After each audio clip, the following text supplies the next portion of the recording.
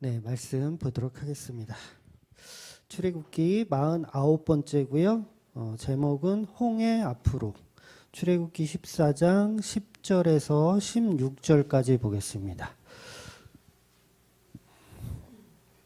출애굽기 14장 10절에서 16절까지 같이 읽도록 하겠습니다. 시작. 바로가 가까이에 올 때에 이스라엘 자손이 눈을 들어 본즉 애굽 사람들이 자기들 뒤에 이른지라. 이스라엘 자손이 힘이 두려워하여 여호와께 부르짖고 그들이 또 모세에게 이르되 애굽에 매장지가 없어서 당신이 우리를 이끌어 내어 이 광야에서 죽게 하느냐? 어찌하여 당신이 우리를 애굽에서 이끌어 내어 우리에게 이같이 하느냐? 우리가 애굽에서 당신에게 이른 말은 이것이 아니냐? 우리가 애굽 사람들을 섬길 것이라 하지 아니하더냐? 애굽 사람을 섬기는 것이 광야에서 죽는 것보다 낫겠노라. 모세가 백성에게 이르되 너희는 두려워하지 말고 가만히 서서 여호와께서 오늘 너희를 위하여 행하신 구원을 보라. 너희가 오늘 본 애굽 사람을 영원히 보지 아니하리라. 여호와께서 너희를 위하여 싸우시리니 너희는 가만히 있을지니라. 여호와께서 모세에게 이르시되 너는 어찌하여 내게 부르짖느냐? 이스라엘 자손에게 명령하여 앞으로 나아가라 하고 지팡이를 들고 손을 바다 위에 내밀어 그것을 가라지게 하라. 이스라엘 자손이 바다 가운데서 마른 땅으로 행하리라. 아멘. 지금 출애굽기에서 나오는 이 홍해 바다를 건너는 사건은 바로 세례 요한이 했던 신약의 세례를 의미합니다. 즉 인간은 물에 빠져서 죽고 또 그 죽어야 할 자인 이스라엘 백성들은 이제 은혜로 살아나는 장면. 세례를 이제 의미하는 것이고 결국 십자가를 말하는 것입니다. 그러니까 세례라는 것이 이제 그 개념 자체가 우리가 너무도 사실 잘 알아요.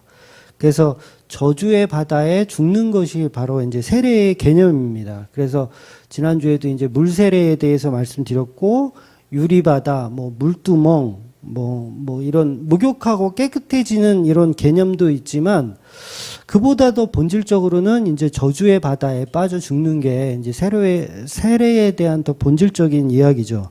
그래서 창세기에서 보면 이제 바다에 빠져서 죽는 그 노아의 홍수 사건이 그래서 기록되어 있는 거고, 그것을 통해서 이제 세례의 의미를 우리에게 전달을 해주는 거죠. 지금 본문에 이제 등장하고 있는, 그리고 또 이제 계속 다음 주도 계속 보겠지만 홍해 바다에서 이제 죽는 이야기가 이제 펼쳐지는 거예요. 그러니까 세례와 홍해 바다, 그리고 유리 바다, 물두멍, 전부 이게 십자가라는 하나의 주제로 이게 통일되어 있는 거예요. 서로 다른 얘기 같지만 결국은 성경이 반복적으로 십자가에 대한 이야기를 계속 언급하고 있거든요. 그래서 지금 본문에서 보여지는 홍해바다 사건을 이 십자가로 풀어내지 못하면 전부 다 엉터리가 됩니다. 전부 다 이 사건 자체가, 이 말씀 자체를 이해 못하게 돼요. 그러니까 십자가로 풀어내지 못하면 그냥 하나의 소설로 그냥 끝나버리는 거죠. 하나의 역사로 그냥 끝나버리는 거죠. 그런데 이런 식으로 어떤 홍해 도화 사건을 이제 예수 그리스도의 십자가로 연결해서 설명을 드리면 이제 성경적 지식이 좀 부족하신 분들은 의문을 갖습니다. 실제로 그런 사람들이 있더라고요. 진짜 상담하시는 분들 보면 실제로 그런 사람이 있어요. 그러니까 노아의 홍수는 노아의 홍수이고, 홍해 바다 사건은 홍해 바다 사건이고, 그게 어떻게 세례와 연결이 되고 그게 또 십자가로 어떻게 연결이 될 수 있냐, 그건 지나친 목사님 개인적인 해석에 불과하다라고 이야기하는 사람들이 실제로 있어요. 그러니까 광야에서 마실 물이 없을 때, 이제 민수기인가 거기 보면 나오거든요. 그러니까 광야에서 마실 물이 없을 때 인간들은 하나님께 불만을 품고 있었어요. 그것도 무슨 얘기예요? 십자가 얘기거든요. 그것도 십자가 얘기예요. 그러니까 성경에 등장하는 한 사람 한 사람의 행동까지도 전부 십자가를 표현하기 위한 현상들이고 사건들이에요. 그래서 모든 걸 다 십자가로 연결시키지 못하면 바른 해석을 할 수가 없습니다. 그래서 성경은 전부 구약이든 신약이든 전부 십자가만을 증거하고 있어요. 그러니까 하나님은 모세를 통해서 광야 생활을 할 때 반석에서 샘물이 나오게 이제 하시잖아요. 근데 그 반석이 누구 이야기냐라고 했을 때 예수님 이야기예요. 그냥 예수님 이야기. 바로 인간은 죄 가운데서 그냥 죄로 가득하여 있을 때, 그러니까 이스라엘 백성이 뭘 잘해서 물을 준 게 아니거든요. 생수를 준 게 아니라 그냥 불평하고 불만을 갖고 있는 그 상태에 있을 때 하나님의 능력으로 반석에서 생수가 나오더라는 것이죠. 바로 그 생수가 바로 예수 그리스도고, 그러니까 우리는 그냥 죄 가운데 빠져 있으면 예수 그리스도라는 생수가 우리 안에 하나님의 권능으로 그냥 다가오는 거예요. 우리가 뭘 해서 하는 게 아니라. 그러니까 모든 사람이 죄 가운데 그냥 있을 때 그리스도라는 그 십자가가 우리 죄인들 가운데 반석이라는 그 사건을 통해서 우리에게 보여주는 것처럼 우리에게 오신다는 거죠. 어찌 보면 굉장히 쓸데없는 이야기들로 가득한 게 또 성경이에요. 십자가로 연결하지 못하면 쓸데없는 이야기들 왜 이렇게 많지? 라고 생각하는 게 성경이죠. 그래서 그 반석이라는 예수 그리스도를 상징하는 그 어떤 것이 이렇게 존재하고 있으면 모세의 지팡이를 통해서 그냥 반석은 두드려 맞아요. 그냥 두드려 맞고 그 맞아 죽은 반석을 통해서 뭐가 나오냐면 생수가 쏟아져 나오더라는 거죠. 그래서 그 생수의 강을 우리가 마셔서 우리의 배가 생수의 강이 되는 거죠. 우리의 배가 이 갈급함을 채우게 되는 거죠. 그래서 내가 예수 그리스도를 포도주로 사실은 마셔서 그 포도주가 나의 갈증을 해결해 주는 이런 이야기들, 이게 전부 예수로 연결되는 거죠. 그저 우리는 불평과 불만 속에 있으면 그냥 그만인 거예요. 그러면 반석의 샘물을 먹게 되는 현상이 우리 안에 그냥 은혜로 다가온다는 거죠. 은혜로. 이게 전부 예수 그리스도를 모형하고 있다는 얘기들이거든요. 그러나 이런 성경 해석을 하면 성경을 잘 모르는 사람들은 정말 너무 억지스럽다라고 얘기할 수밖에 없는 거예요. 실제로 교회 다니는 사람들은요, 성경 잘 안 봅니다. 여러분도 아마 그런 분이, 네, 아마 다 그럴 거예요. 교회 다니는 사람 뭐 많잖아요. 10,000,000명? 그 중에서 과연 주중에 정말 1시간 이상 성경 보는 사람 몇 명이나 될까요? 목사님들 빼고. 목사님은 직업이니까 당연히 봐야지. 그건 안 보면 그거는데. 거의 없어요. 거의 없어요. 그러니까 자기가 섬기는 담임 목사님이 전해주는 설교가 자기가 갖고 있는 성경적 지식의 거의 대부분이 그거에 의존하고 있는 거예요. 그러니까 요새는 이제 뭐 유튜브가 좀 발달돼서 유튜브를 통해서 다른 교회 목사님 것도 보지만 대부분의 사람들이 그냥 자기가 섬기는 교회가 별 문제가 없으면 그냥 그 목사님이 설교하는 내용이 성경의 전부라고 생각하고 그냥 찰떡같이 그냥 믿어버리는 경우가 있어요. 그러니까 성도들이 성경적 지식이 점점 부족해질 수밖에 없죠. 그러니까 목사님들이 성경을 좀 예수 그리스도로 풀어서 이렇게 설명을 해주면 그나마 좀 괜찮은데 목사님들까지도 구약에 있는 내용들을 십자가로 연결해서 설명해주는 그런 목사님들이 부족하다 보니까 사람들이 가면 갈수록 성경적 지식은 점점 떨어지고 무슨 얘기인지 못 알아듣는 상태가 점점 되더라는 거죠. 그래서 성경적 지식이 부족하다 보니 이런 비유적인 성경 해석을 그냥 이단이라고만 생각하는 사람들이 의외로 많습니다. 왜냐하면 신천지 같은 경우가 이제 비유적 설교를 많이 하기 때문에 이단으로 이제 많이 얘기를 들으니까 무조건 이런 식으로 무슨 반석이 예수다, 홍해 바다 걷는 것이 세례다, 그 세례는 곧 예수님의 십자가다. 이렇게 막 비유적으로 연결하는 설교만 딱 들어도 벌써 거부하는 사람들이 많다라는 거예요. 한국 교인들이 정말 그렇게 거부하는 사람들이 많아요. 근데 구약에 있는 모든 사건들은 전부 예수 그리스도의 십자가로 연결하는 것이 바른 성경 해석법이라는 거예요. 그러니까 교인들이 이런 비유적인 설교를 들어보지 못하기 때문에 전부 교회에서는 뭘 얘기하냐면 구약의 내용들을 십자가로 끌어서 연결하는 것이 아니라 구약의 내용들을 들어서 윤리를 말하고 구약의 내용들을 들어서 도덕을 말하고 구약의 내용들을 들어서 계속 율법적인 어떤 우리의 가치 치장하는 걸로만 성경을 하다 보니까 사람들은 갈수록 성경을 해석하는 능력이 전혀 없어지고 그냥 성경을 그냥 이렇게 어떤 윤리나 도덕의 교훈 정도로만 계속 보게 된다라는 거죠. 그런데 구약의 모든 성경들은 다 예수 그리스도를 통한 얘기들밖에는 없다라는 거예요. 이미 사도들은요 이런 설교를 다 했습니다. 그러니까 저만 이렇게 설교하는 게 아니라 이미 다 했어요. 그러니까 성경은 계속해서 우리 인간의 자리는 바로 죄인의 자리라는 것을 말해주고 이스라엘은 그냥 죄 많은 인간의 자리에 그냥 있을 뿐이고 그냥 있을 뿐인 거. 예수를 모욕하고 때리고 가시면류관을 씌우고 조롱할 뿐이고 그게 다예요. 그러니까 구약에 있는 그 성도들이나 다 마찬가지죠. 그 모습으로 살아가는 게 인간이라는 거예요. 그 내용이 바로 출애굽기가 말하고 싶은 내용인 거예요. 그러니까 출애굽기는 다른 게 없어요. 그냥 예수 그리스도의 십자가를 그대로 재현하고 있는 거예요. 이스라엘 백성들이 하나님의 은혜 받은 사람이지만 그들도 그냥 예수님을 핍박하고 조롱하는 자리에 그냥 있더라는 거죠. 그러니까 구약을 보면서 우리가 발전해야지, 바뀌어야지 뭐 이러면 그 성경을 잘못 보고 있는 거예요.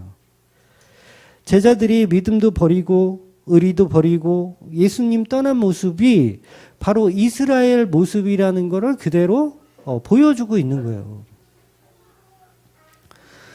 그러니까 이스라엘이 홍해도 건너주게 하시고 홍해 바다도 건너게 하시고 또 이제 또 앞으로 가면 만나도 이제 먹게 하여 주시고 또 고기 먹고 싶다고 그러니까 메추라기도 먹게 하여 주시고 그냥 하나님의 은혜 속에 살잖아요, 이들이.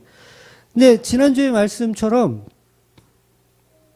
원하지 않는 구원을 주신 하나님이에요.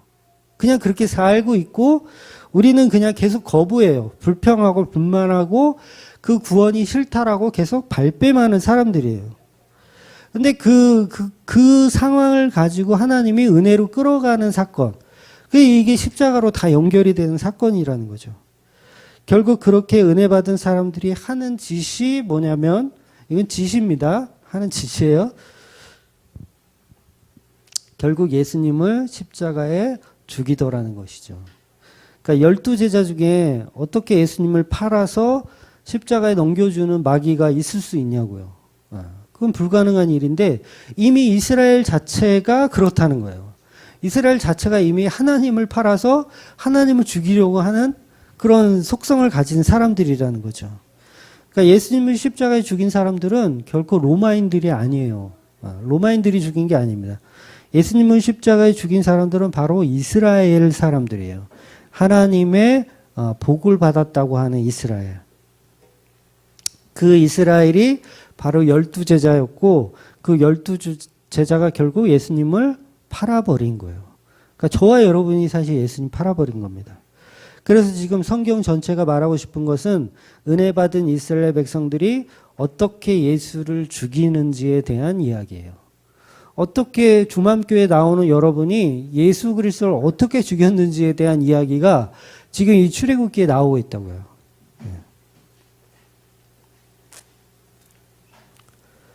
그래서 성경은 회개 없이는 볼 수 없고 눈물 없이는 읽을 수 없는 책이 성경이에요. 근데 전부 성경 읽으면서 복이나 새기려고 하죠, 우리가. 성경 어디에 복이 있나 그러면서 뭘 해야 복을 받나 이러고 있잖아요. 근데 성경은 회개 없이는 볼 수 없고 눈물 없이는 볼 수 없는 게 성경인 거예요. 왜? 그 속에 있는 이스라엘이라고 하는 불평불만만 가득한 사람들이 바로 나거든요. 그러니까 지금 홍해에서 죽은 애굽 군인들을 통해서 죽음의 자리를 말씀하고 계신 거예요. 이스라엘로 치면 그 자리가 이제 광야의 자리이고 죽음의 자리인 거죠. 죽어 마땅한 자들에게 죽음의 공포를 그냥 이렇게 선물해 주는 거죠. 어떻게 보면. 그걸 선물해 주고 어떻게 은혜 속에서 살아나는지를 표현해 내고 있는 게 출애굽기의 모습이라는 거예요. 그래서 그 속에서 예수의 은혜가 부어져서 저주의 바다에서 살아나는 성도가 있다라는 것을 표현하는 겁니다. 그래서 그건 십자가 말고는 이야기하고 싶은 게 없는 거예요. 그래서 이스라엘에게 예수라는 생수가 필요해지는 사건으로 몰아가시더라는 거죠. 그 배에서 생수의 강이 흘러나는 그 모습 전부 십자가로 연결하지 않으면 우리가 밝히 뭔 얘기인지 알아듣지 못한다는 거예요. 그런데 성경을 잘 모르는 사람들은 무슨 구약의 반석에서 샘물이 나온 사건이 예수님의 십자가와 무슨 상관이 있냐고 따지게 됩니다. 실제로 있었던 사건이에요. 제가 옛날에 산상수훈 그 설교를 했을 때 아마 영상이 지금도 있잖아요. 그때 아마 마지막 설교가 산상수훈 마지막 설교가 31번째였는데 제목이 반석이었던 걸로 기억나요. 그래서 제가 원고 쓰면서 그 설교를 다시 찾아보지는 않았는데 뭐 안 봐도 뻔할 것 같아요. 반석 그러면 반석은 결국 예수다라고 설교를 했을 거예요. 아마 분명히. 그렇게 설교를 했을 거예요. 근데 어떤 분이 그건 너무 알레고리적인 해석이다라는 분이 실제로 있더라고요. 그래서 그런 연결 방식은 이미 바울이 해놓은 연결 방식이거든요. 제가 따로 만든 게 아니라 반석은 곧 예수 그리스도라는 걸 바울이 이미 해놓은 거기 때문에 제가 했던 설교는 아무 문제가 없습니다. 그렇게 제가 설명을 해드렸어요. 기억이 나요, 지금도.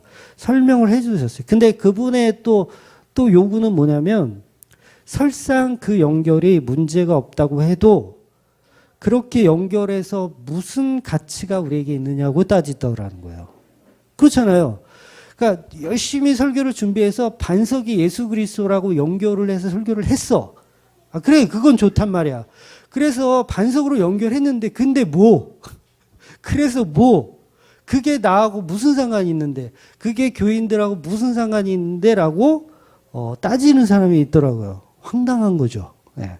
그게 무슨 말이냐면, 그 연결이 바르더라고, 그 반석을 예수로 연결하는 게 옳은 해석이라고 할지라도, 그렇다 하더라도, 그게 나하고 무슨 상관이 있냐. 이게 무슨 말이냐면, 어떤 실천 신학적인 설교를 요구하는 내용인 거예요. 그래서 십자가는 알겠는데, 그 연결을 해서 알겠는데, 근데 그게 내가 당장 내일 회사 출근하는 거하고 무슨 상관이 있느냐? 그 질문을 하는 거예요. 얼마든지 질문할 수 있잖아요. 그래서 내가 내일 시험 보는데, 내가 공무원 시험 내일 보는데, 그거하고 무슨 상관이 있느냐? 어떻게 연결해야 되냐? 그러니까 우리의 일상하고 연결할 수 없는 설교는 의미가 없다라는 거예요. 그분의 주장에 의하면. 굉장히 그럴듯한 설득력 있는 말이잖아요. 그러니까 모든 교회 목사들은 실천적인 목록을 잘 만들어서 열거해 주는데 반해서 당신은 그게 없다라는 거예요. 저는 그게 없다라는 거예요. 그러니까 맨날 십자가 타령만 하고 있냐는 거죠. 굉장히 현실적이지 않아요? 맨날 십자가 타령만. 제가 지금도 생생하게 기억이 나요. 그 일이. 네, 충분히 이해합니다. 그분이 어떤 의도를 가지고 저한테 그런 얘기를 했는지 충분히 이해가 가요. 그러니까 십자가 타령은 그만하고 어떻게 해야 우리가 예수 그리스도로 예수 그리스도의 성도로서 이 세상을 어떻게 살아나가야 하는지에 대한 구체적인 대안을 설교로 해달라는 이야기예요. 네, 그렇잖아요. 당장 카드값을 메꿔야 하는데 그게 도대체 당신의 설교와 어떤 연결고리를 내가 찾아야 되느냐? 뭐 이런 질문인 거죠. 그러니까 그 카드값을 해결해 줄 수 있는 하나님을 나한테 제시해 달라는 거예요. 내일 당장 먹을 것에 대한 연결고리를 당신은 설교를 통해서 해달라는 거죠. 대학에 합격시켜주는 방법에 대한 설교를 해주고, 어떻게 해야지 하나님의 은혜를 받고 어떻게 해야 하나님의 원하는 것들을 획득하여 살 수 있는 그런 삶을 누릴 수 있는지에 대한 설교를 해달라는 거예요. 어떻게 하면 내가 술을 끊을 수 있는지, 구체적으로 제가 말씀드린 거예요. 어떻게 하면 내가 술을 끊을 수 있는지, 어떻게 하면 내가 새 사람이 될 수 있는지에 대한, 어떻게 하면 우리 가정이 화목해지고 더 이상 싸움 안 하고 서로를 사랑할 수 있는 그런 아름다운 가정으로 만들어갈 수 있는지에 대한 설교를 해야지, 목사가 돼가지고 맨날 십자가 타령만 하고 있으면 돈은 누가 보냐 라는 식으로 요구를 하더라는 거예요. 아마 여러분도 그런 생각 안 가져보셨습니까? 네. 그런 십자가는 나에게는 사치라는 거예요. 그러니까 목사님이 하는 설교는 좋다 이거예요. 그러나 그건 나에게는 사치 같다라는 거예요. 나하고 전혀 다른 세상의 이야기를 하는 것 같다라는 거예요. 굉장히 솔직한 분이죠. 네, 굉장히 솔직한 성도예요. 그러나 믿음은 전혀 없으신 분인 거예요. 네. 솔직하지만 믿음은 없으신 분. 그러니까 십자가 이야기는 다른 나라 사람 이야기인 것 같고 외계인들이 하는 이야기 같다라는 거예요. 그러면서 현실적인 설교를 해달라고 부탁하더라는 거예요. 그러니까 설교를 통해서 하나님이 기뻐하시는 어떤 현실적인 대안이나 실천할 것을 알려달라는 것이죠. 다른 목사들은 뭐 착하게 살아라, 봉사해라, 구제하라 이런 식으로 실천을 잘도 말해주는데 왜 당신은 정말 딴 나라 이야기 같은 이야기만 하느냐라는 거예요. 그러니까 여전히 그분은 하나님 믿는 것이 아니라 종교 생활을 더 잘하고 싶은 거예요. 네. 좀 전에 말씀드렸듯이 바로 사도 바울의 설교 스타일이 저와 동일한 설교 스타일로 설교를 했어요. 사실 사도 바울도 이미. 그러니까 고린도 교회의 이 부분을 설명한 적이 있거든요. 바울이 고린도전서 10장 1절에서 5절 한번 볼게요. 고린도전서 10장 1절에서 5절 같이 읽을게요. 시작. 형제들아 나는 너희가 알지 못하기를 원하지 아니하노니 우리 조상들이 다 구름 아래에 있고 바다 가운데에 지나며 모세에게 속하여 다 구름과 바다에서 세례를 받고 다 같은 신령한 음식을 먹으며 다 같은 신령한 음식을 마셨으니 이는 그들을 따르는 신령한 백성 반석으로부터 마셨음에 그 반석은 곧 그리스도시니라. 그러나 그들의 다수를 하나님이 기뻐하지 아니하셨으므로 그들이 광야에서 멸망을 받았느니라. 이게 사도 바울이 설교한 거예요. 제가 하는 설교하고 똑같죠. 똑같은 얘기하고 있어요. 그러니까 제가 하는 설교를 이미 사도 바울이 서신서를 통해서 이미 다 했던 설교들이에요. 그래서 바다 가운데 지난 것, 이게 뭐죠? 이거 홍해바다 도화 사건을 얘기하는 거예요. 그리고 모세에게 속하여 구름과 바다 사이에 세례를 받았다고 설명해요. 그러니까 홍해바다를 세례받은 곳으로 바울이 설명하고 있어요. 그리고 신령한 음식이 뭐예요? 만나예요, 만나. 만나 말하는 거예요.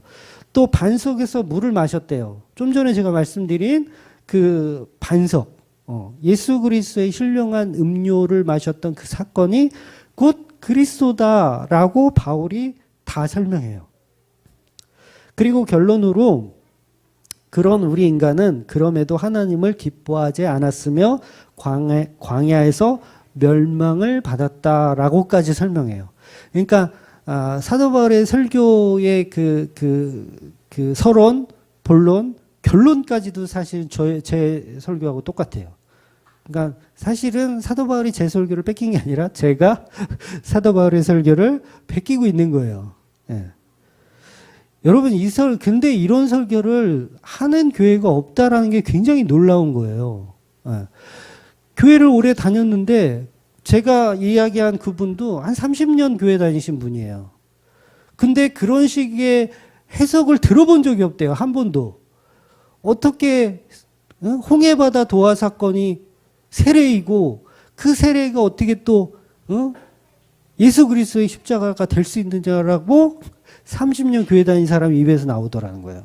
그 얘기 뭐예요? 성경적 지식을 본인이 섬기는 담임 목사의 말에 의존하여서 신앙생활을 해온 거예요. 30년을. 충분히 이런 사람들이 한국교회에 지금 널려 있어요.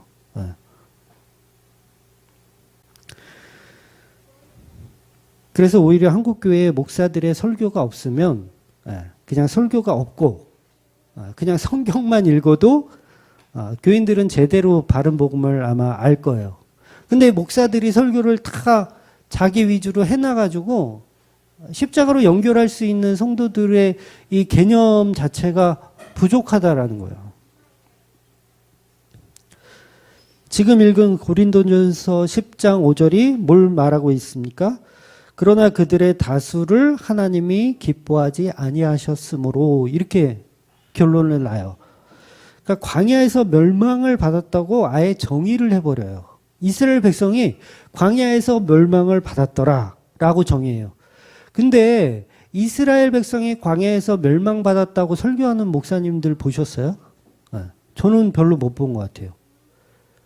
이스라엘 백성들이 하나님께 말 잘 듣고 잘 지키면 복 받는다라는 얘기는 많이 들어봤지만 이스라엘 백성들이 광야에서 결국은 멸망했다라는 설교를 하는 목사님들을 별로 못 봤다고요.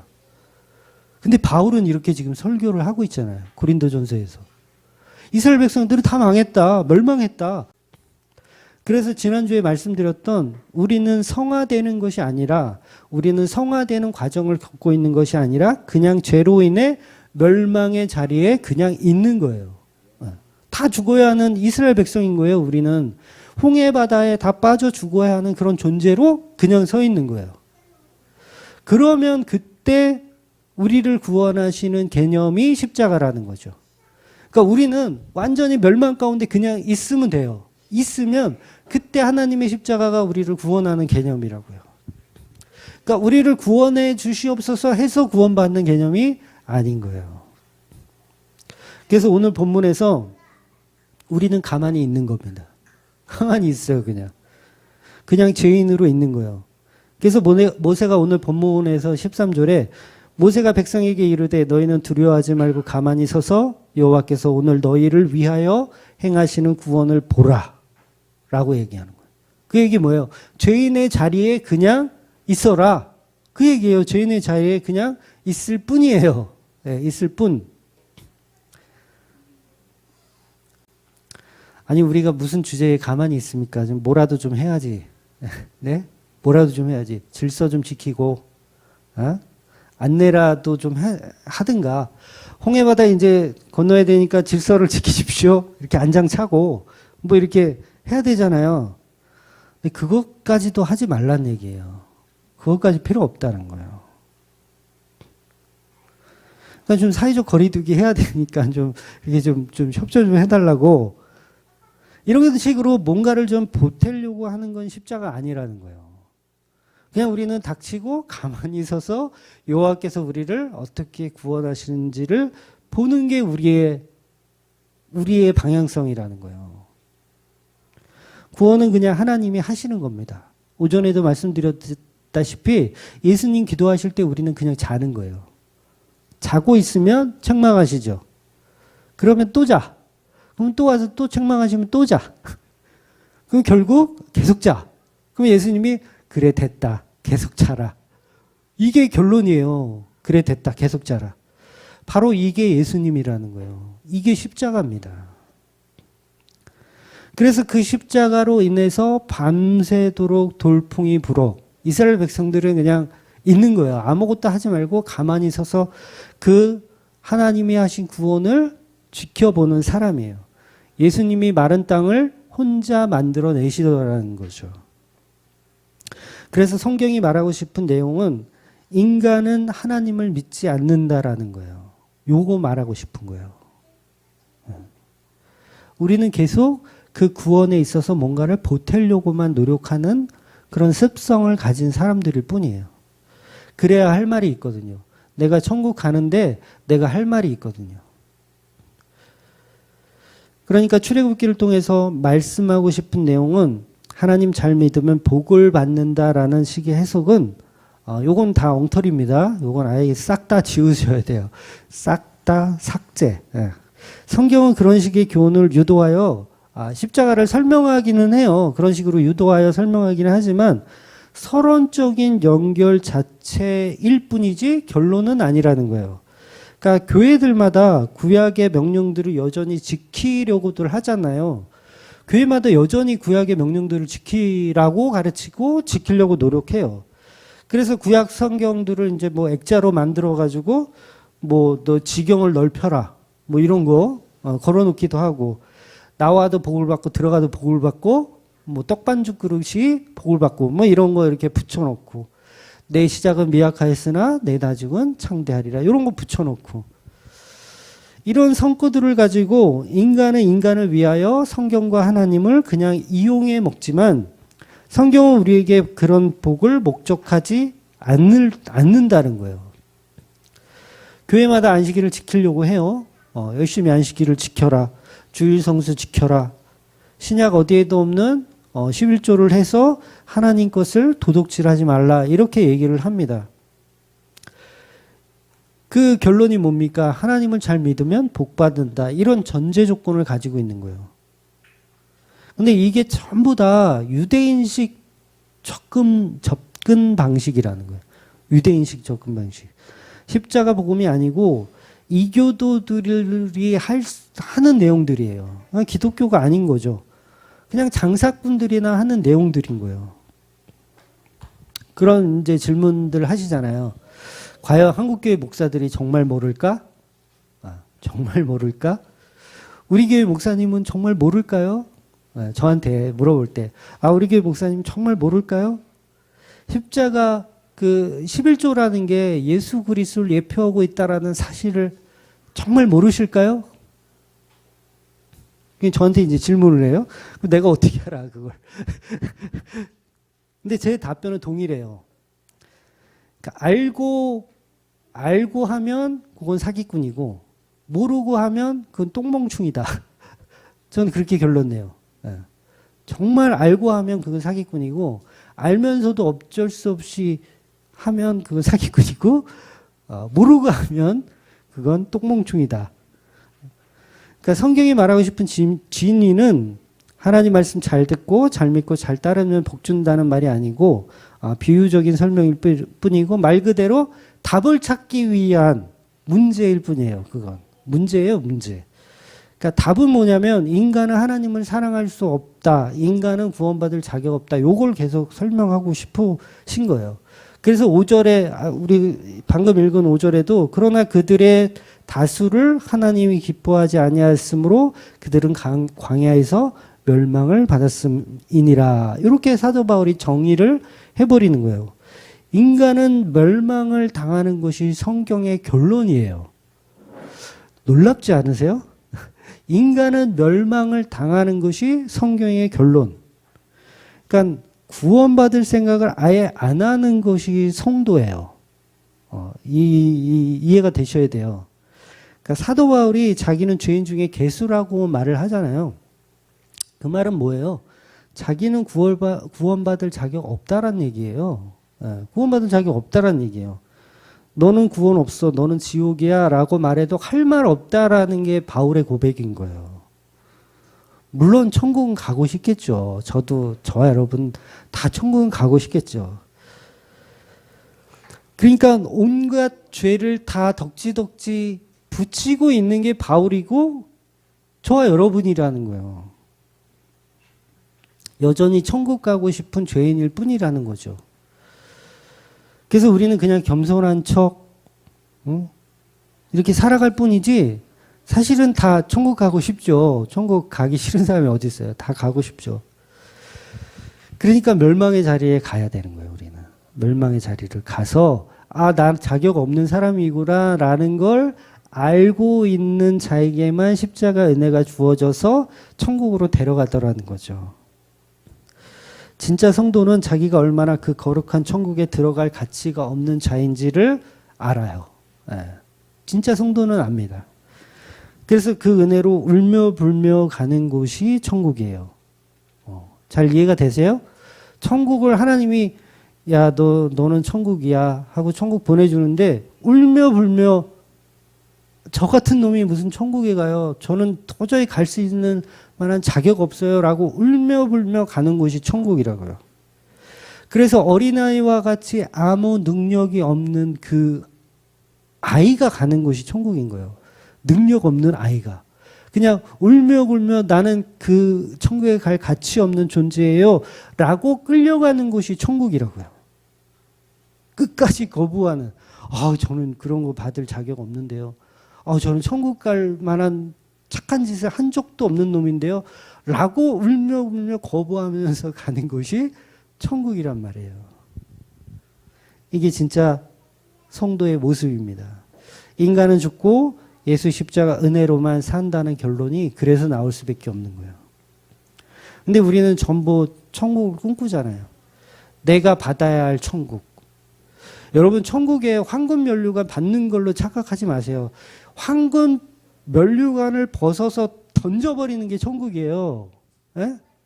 잘 이해하셔야 돼요. 황금 면류관을 하나님이 씌워주는데 나는 이런 것을 가치 없는 인간이라고 황금 면류관을 벗어서 예수 그리스도에게 바치는 곳이 천국이란 말이에요.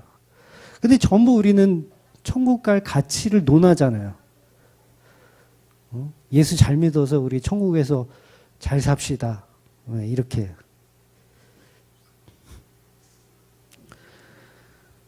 그래서 천국은 오직 하나님의 은혜로 예수 그리스도의 십자가로만 가는 겁니다. 우리는 오로지 우리의 죄가 폭로되어서 가치 없음을 드러낼 뿐이에요.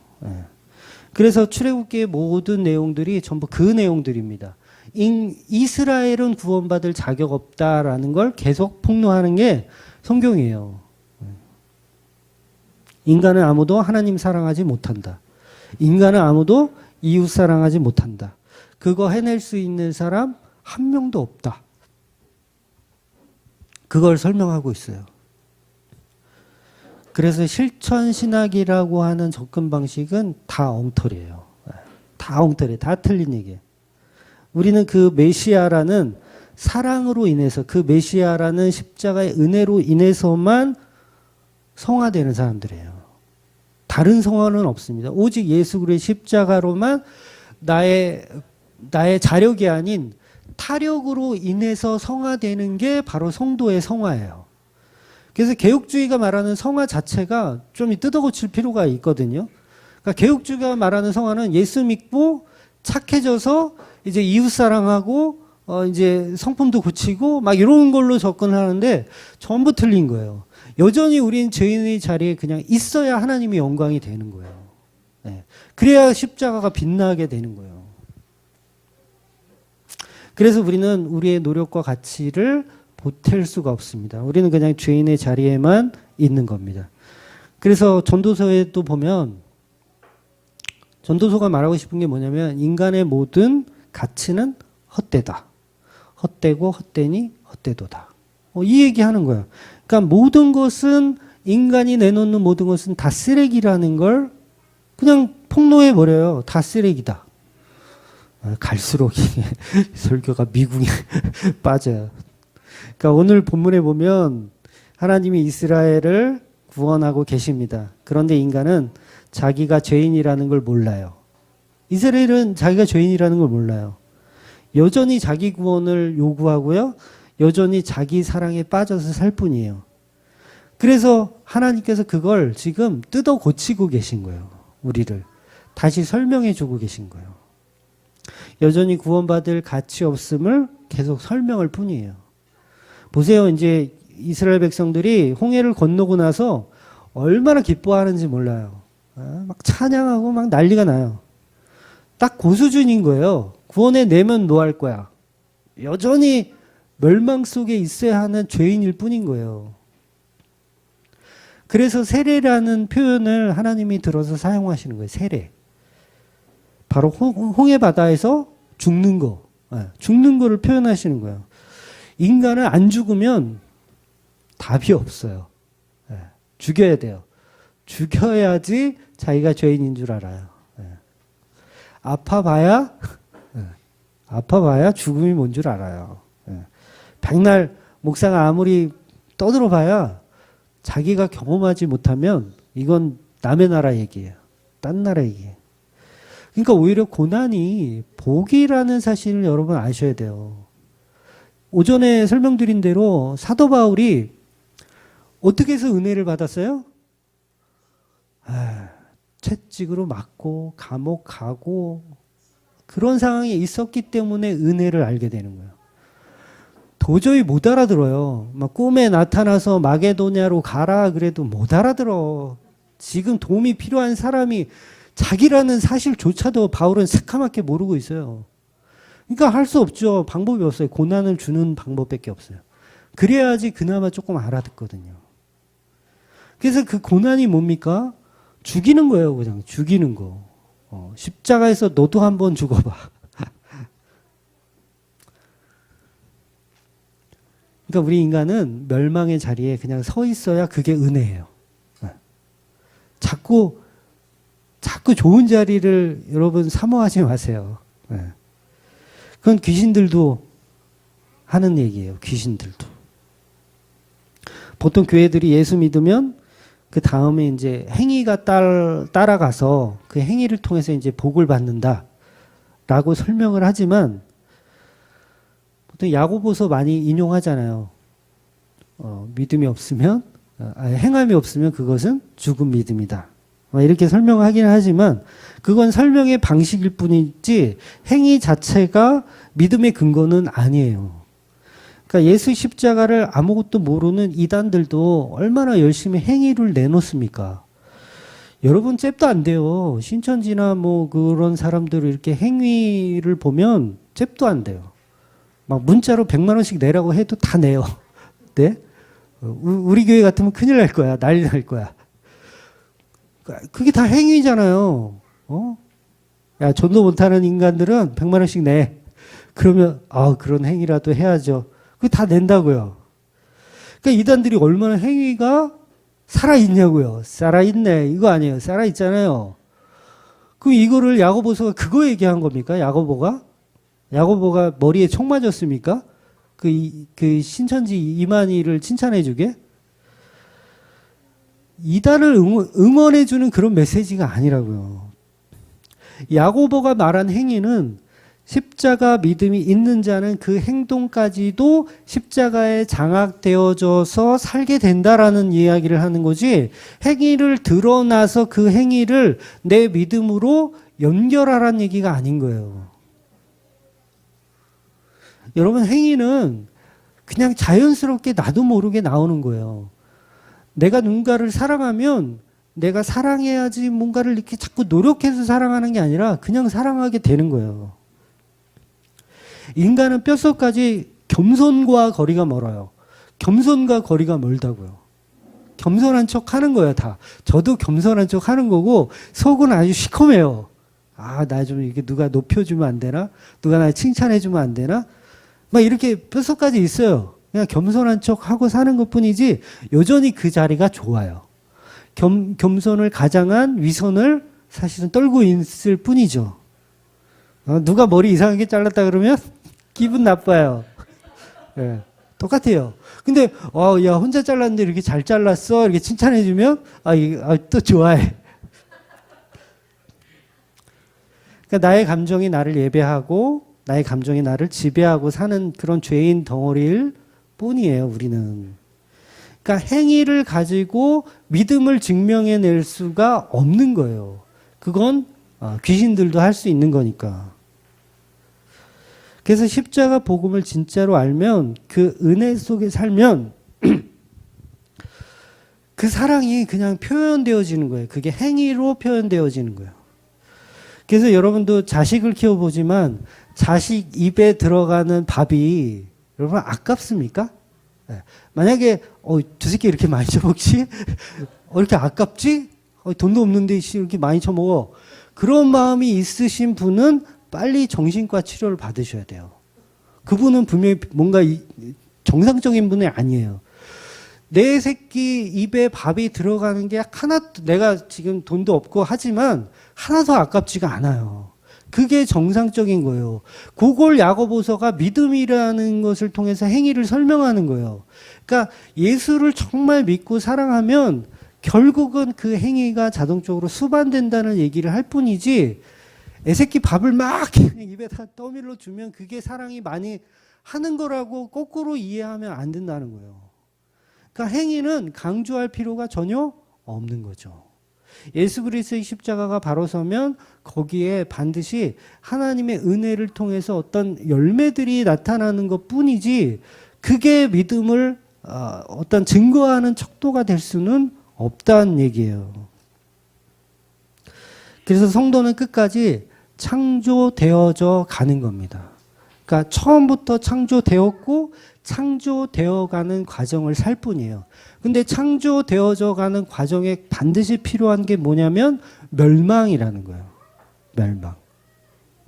그 신천지에서 멸망 배도 그런 거 있잖아요. 배멸구. 그래서 그런 멸망 배도 그게 아니라 정말 우리는 우리의 자리가, 죄인의 자리, 정말 하나님의 은혜 없이는 한순간도 살 수 없는 죄인의 자리라는 것을 자각해야 하는 거예요. 그 자리에 있을 때 하나님께 영광이 되고, 그때 비로소 십자가의 은혜가 우리 안에 쏟아지더라는 거죠. 그런데 그 십자가를 무시하고 우리의 열심과 우리의 능력으로 한번 잘 살아보겠다라고 하는 그런 가치들이 전부 뭐냐면, 그걸 전부 사도 바울이 다 배설물이라고 하는 거예요. 다 배설물이다. 다 쓰레기다. 너희는 아무것도 내놓지 못하는, 그냥 가만히 서서 하나님이 우리를 어떻게 구원하시는지를 보는 그런 사람들인 거예요. 그래서 이 오늘 본문에서 결론이 뭐냐면, 그 모세가 그 말을 하잖아요. 이스라엘 백성에게 너희들은 가만히 서서 하나님이 우리를 어떻게 구원하실지를 보라, 이렇게 얘기하는 거예요. 그래서 하나님이 뒤통수를 한 대 딱 치시면서, 야, 네 손에 지팡이가 있잖아. 그 지팡이를 들어서 홍해를 갈라라고 설명한다고요. 이 지팡이가 뭘 얘기하는 겁니까? 제가 이 얘기를 하기 위해서 알레고리적 해석의 정당성을 서론으로 설명드린 거예요. 십자가는 바로 예수 그리스도를 의미하는 거예요. 그러니까 예수 그리스도가 홍해를 가르고 바다를 건너게 하시는 것이고, 우리는 가만히 서서 그가 하시는 일을 그냥 보는 그 자리에서 사는 겁니다.